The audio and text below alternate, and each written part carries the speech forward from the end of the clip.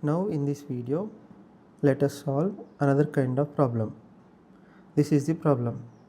A contractor estimates that he will finish the road construction project in 100 days by employing 50 men. However, at the end of 50th day, when as per his estimation, half of the work should have been completed, he finds that only 40% of the work is done. The first question is, how many more days will be required to complete the work? The second question is, how many more men should he employ in order to complete the work in time? Now let's solve first question. Let us consider work done to be 100 units. And from problem we know that 50 men working 50 days completes 40 units of the work. What that means? 50 into 50 men days completes 40 units of work. Then to complete 60 units of work, what will be the number of men days? This will be nothing but 60 into 50 into 50 by 40 men days, which is equal to 50 men into x days.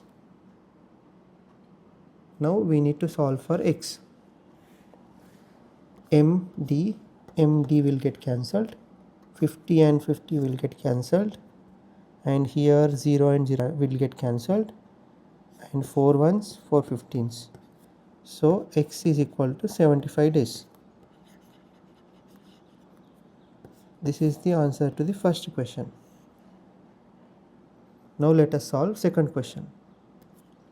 So 50 men into 50 days will complete 40 units of work.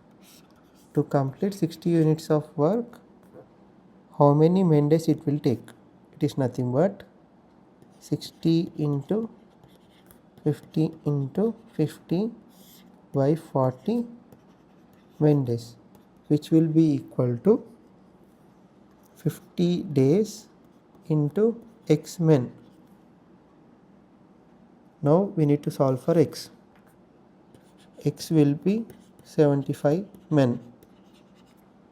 What will be the number of additional men he need to acquire in order to complete the work in time, which is nothing but 75 minus 50, which is equal to 25 men.